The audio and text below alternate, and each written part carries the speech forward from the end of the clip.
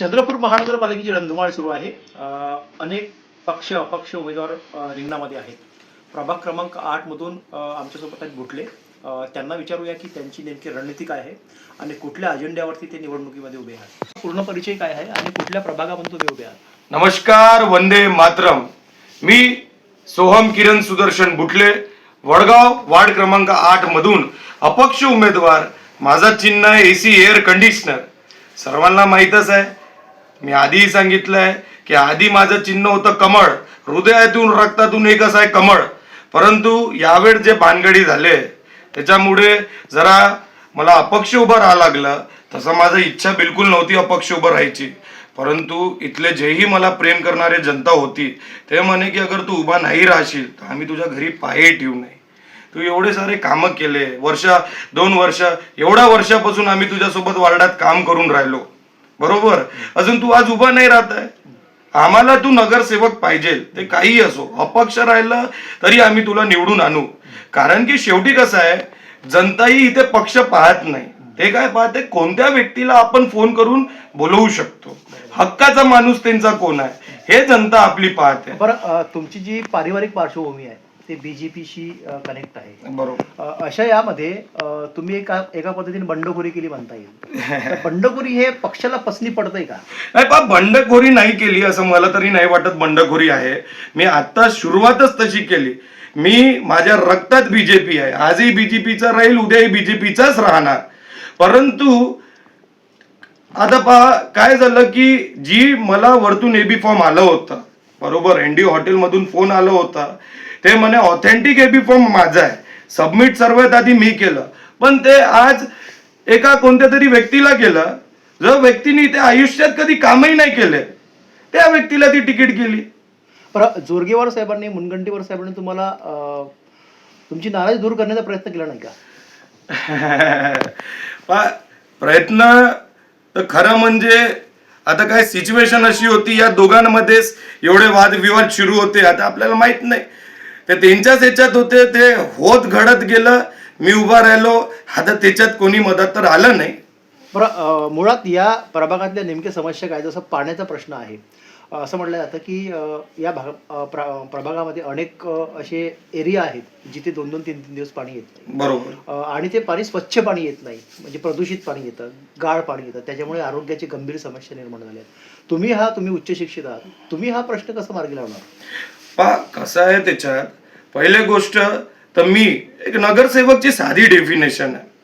न पासून नळ बरोबर राहिले पाहिजे, ग पासून गटारची लाईन बरोबर राहिली पाहिजे, बरोबर, र पासून रस्ते बरोबर राहिले पाहिजे, स पासून सेवा तुमची बरोबर राहिली पाहिजे, बरोबर, व पासून व्यवहार तुमचा बरोबर राहिला पाहिजे, बरोबर ना. अजून क पासून तुमचे कार्य बरोबर राहिले पाहिजे. लोकांना बस एवढंच पाहिजे. लो, आज मी तुम्हाला सांगतो, जसं तुम्ही प्रश्न केला, आज हवेली गार्डन किंवा वडगावचा वरचा पट्टा, बल्की एरिया, अजून असेच किती सारे प्रभाग आहे. मी आता एक एक नाव घेऊन सांगू शकत नाही. भरपूर साऱ्या जागेवर बिल येत आहे पण पाणी येत नाही आहे. आपण काही याच्यात चुकलो आहे, 100% चुकलो आहे. त्यांच्या घरी पाईपलाईन गेले पण पाणी येत नाही ना बिल येत आहे. हे किती चुकीची गोष्ट आहे. बरं, असं म्हटलं जातं की अमृत योजनेअंतर्गत प्रचंड निधी जो आहे चंद्रपूरला आला होता, 200-300 करोड. पाण्याची व्यवस्था जी आहे त्या अंतर्गत व्हायला पाहिजे होती. शुद्ध पाणी जे आहे नागरिकांना मिळायला पाहिजे, त्याचा तो अधिकार आहे, बरोबर. तरीही तिथं मिळत नाही. तुम्ही हा प्रश्न, तुम्हाला जर संधी दिली, तुम्ही हा प्रश्न कसा मार्गी लावणार? 100% उचलल्याच गेला पाहिजे. एवढे 200-300 कोटी आपण त्यांना पाणी पोहोचवण्यासाठी घेतले. आज त्यांचा टॅक्स ते लोक एवढे भरते, पाणीचे बिल ते लोक भरते, त्यांना पाणी पोहोचत नाही. 100% हा मुद्दा मी उचलणार आहे. डम्पिंग ग्राउंडचा प्रश्न आहे. ते आरोग्याच्या दृष्टिकोनातून डम्पिंग ग्राउंड नाही या भागामध्ये. तुम्हाला काय वाटतं, तुम्ही हा प्रश्न सदनमध्ये कसा उपस्थित करणार? नाही, पण डम्पिंग ग्राउंड हा अतिशय गरजेचा विषय असते. मला तर वाटते हर वार्डाने तो डम्पिंग यार्ड राहायला पाहिजे.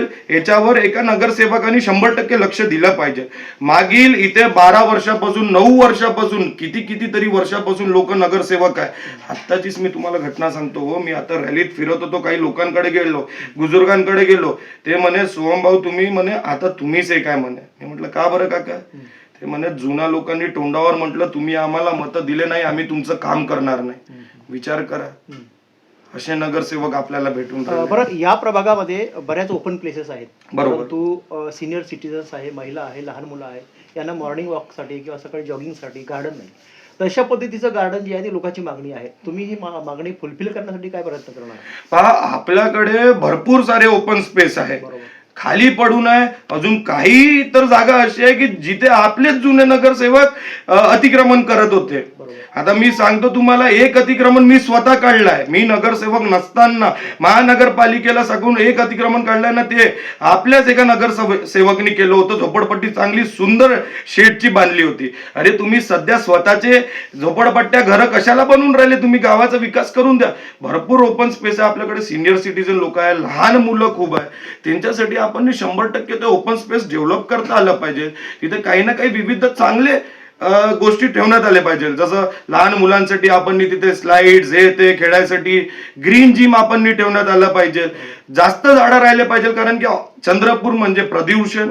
बरोबर. सिनियर सिटीजन भरपूर आहे. आता दिवसेंदिवस आपण पाहतोय लोकांना अस्थमाचे त्रास वाढत आहे, कॅन्सर वाढत चाललाय. बरोबर. हार्ट अटॅक येऊन राहिले. तर आपल्याला नैसर्गिक अजून चांगले ओपन स्पेस राहिले पाहिजे वार्डात. याच्याकडे मी 100% खात्री घेणार आहे. बरं, शासनाचा जो निधी आहे प्रत्येक प्रभागासाठी 10 ते 15 लाख रुपयाचा एक निधी येतो जिमसाठी. बरोबर. तुमच्या प्रभागामध्ये जिम शासनामार्फत प्रभागामार्फत चालवण्यासंदर्भात तुमचं काय नियोजन आहे?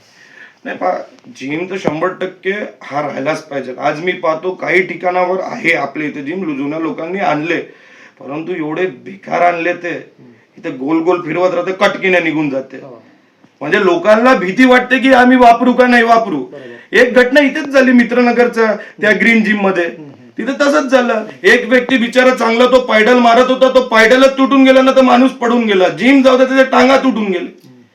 अशा प्रकारचे कशाला? आपल्याकडे एवढा निधी येते, ठीक आहे, कमी साहित्य घ्या, पण असे घ्या की लोकांना वापरता आलं पाहिजे. अजून भरपूर वर्ष ते चाललं पाहिजे. ना लोकांनी नाव घेतलं पाहिजे की नाही असं आपल्याला हे पाहिजे. अजून लोकांनाही सेफ वाटलं पाहिजे. बरं, तुमचा जो एरिया आहे त्याच्यापैकी काही भाग जो आहे बरं